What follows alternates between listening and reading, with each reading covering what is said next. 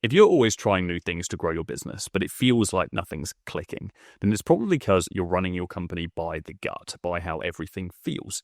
Maybe you feel like no one's interested in your service, or you feel like that's because of a sales issue, or maybe you feel like you need a new website, and that is the problem. And the issue with this is it's like flying a plane, setting a location, and taking off just using our eyes to get us there. We have no compass, we have no awareness of our altitude, we don't understand the weather. It would be ridiculous, right? We're not going to get very far. What happens if we hit fog, turbulence? What happens if another plane is flying towards us? It just would never happen. But this is how the majority of people run their companies. They run it by what feels right. They run it by the gut. And they ignore this huge variety of data and tools they have in front of them that actually can provide the real clarity on where things are going wrong and how they keep themselves on course. Now, I've mentored over 4,500 business owners over the past 8 years. I've made many, many millions for myself. In fact, my company hosts over 5,700 coaching calls every single year.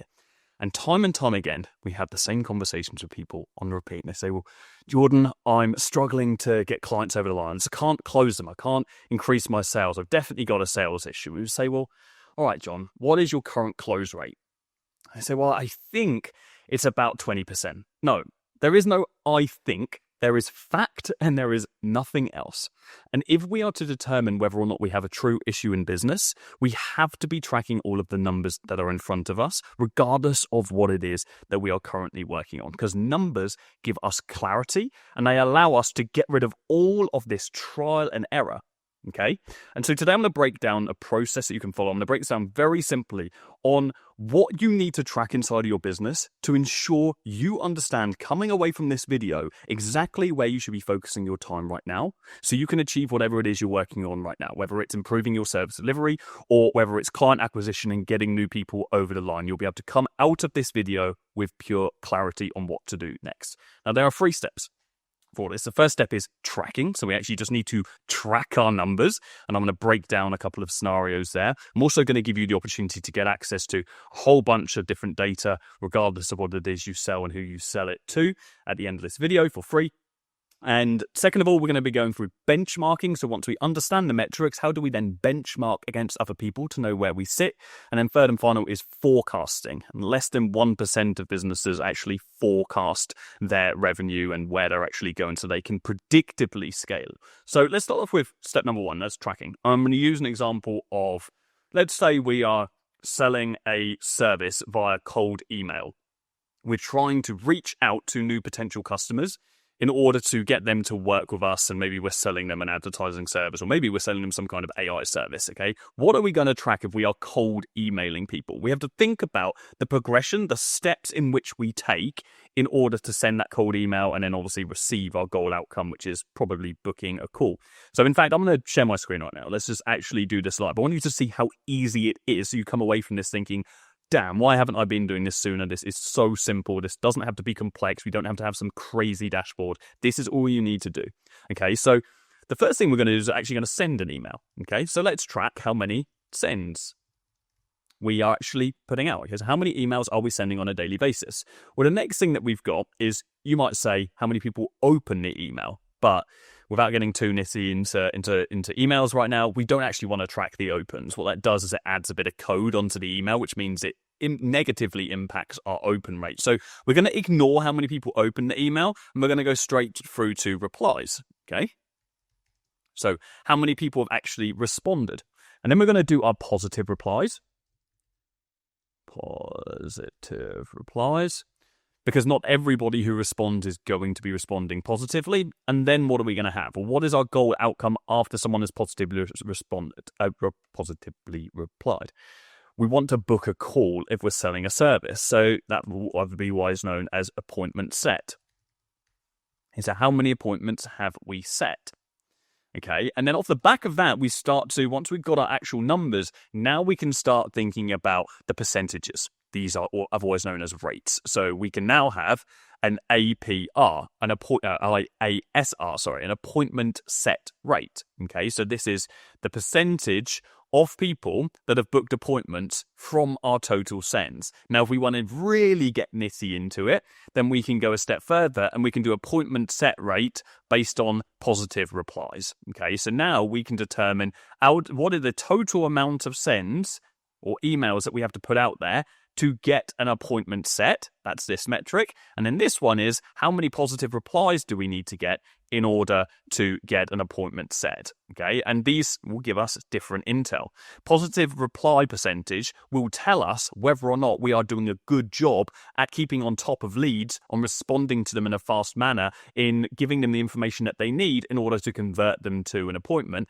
This here will just give us a determination of the overall health of our campaign's product market fit, whether the offer is resonating with people, whether or not we need to adjust our subject line, and so on and so forth. Okay, so let's just say, I'm just going to shift this across a little bit, actually.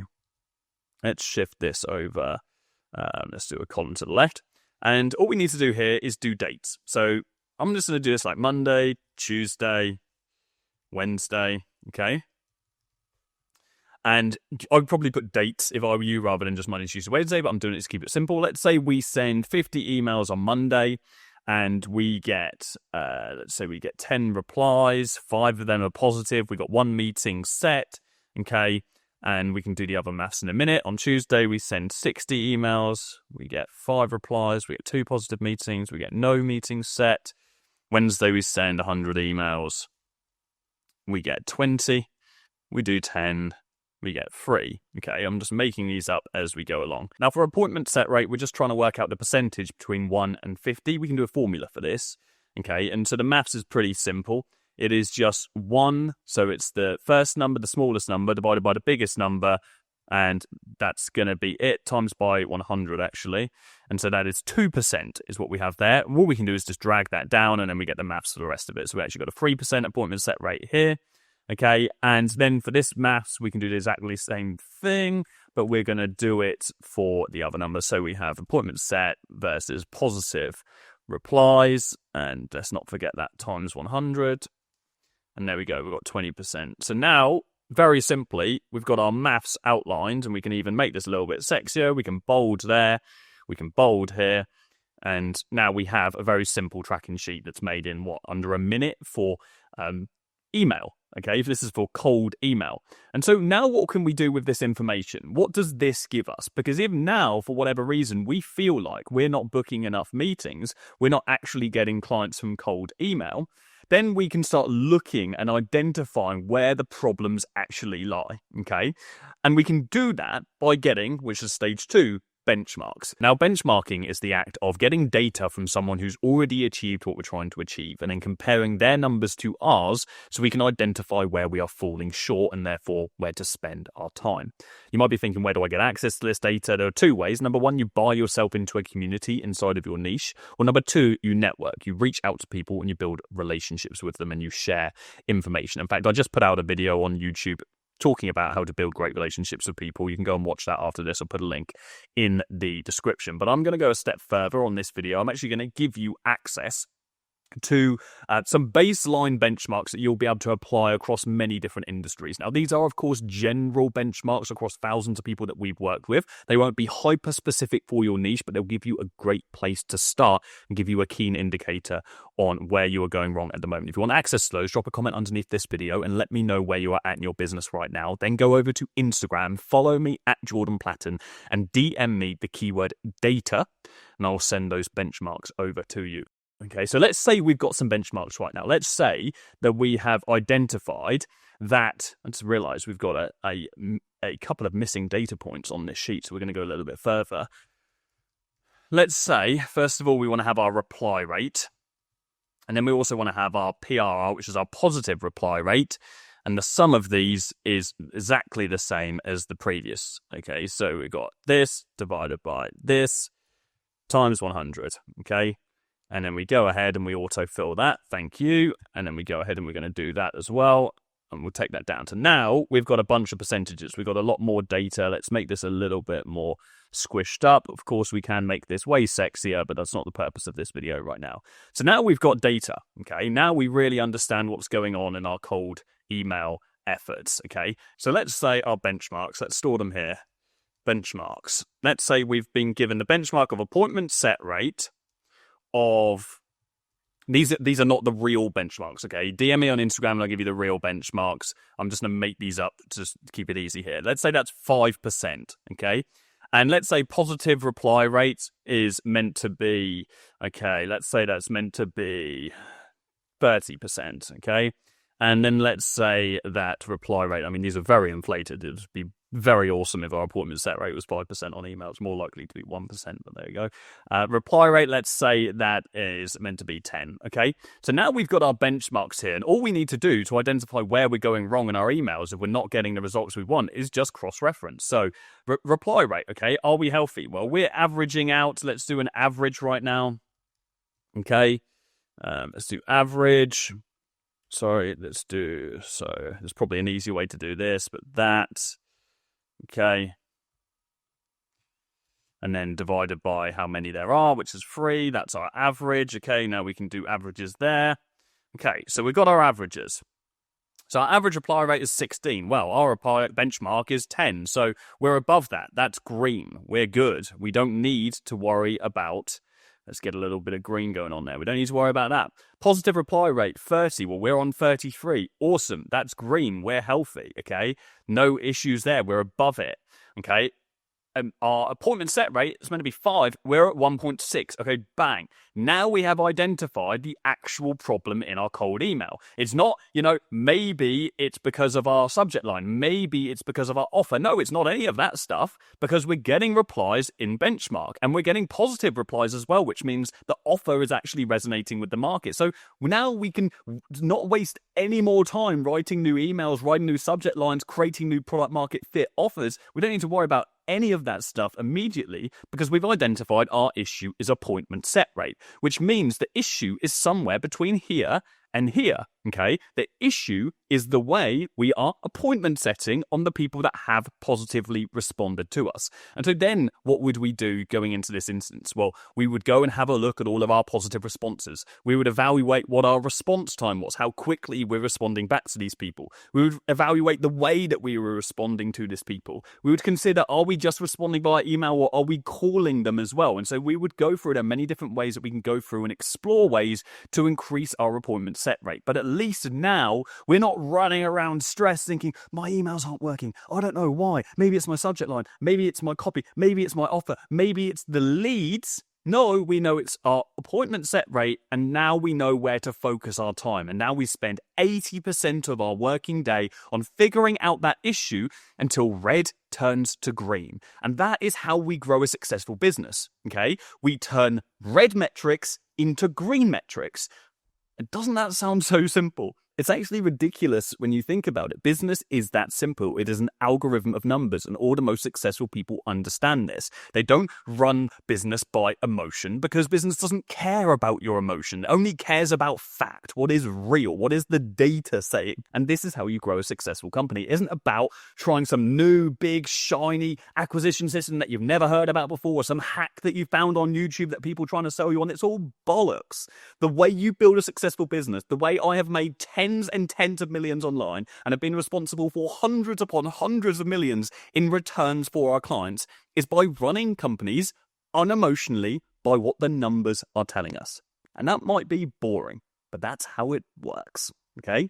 So that's tracking, that's benchmarking. There is a step further than this, and that is forecasting. And that's when you really are, you're turning up the heat and you remove anxiety from the business. When you can forecast, what we're doing is we are planning into the future. We're predicting with like our magic ball, whatever they're called, the orb in front of us. We're predicting where the future is going based on what the past is telling us, based on what the numbers are saying. Okay, so how are we going to benchmark? There is a little bit of data that's missing from this, okay, if we want to be able to benchmark. And that is how this outreach strategy, how emails are impacting, okay, our sales calls. So what we need to know is what our calls. So there's a few bits of sales data, but I'm going to skip. We would normally track like our show up rates, how many people show up and all of that stuff. I'm just going to say we're tracking closers, okay? Also new sales. But there are, all sorts of different sales data that we can track. But let's just say we're tracking new sales right now.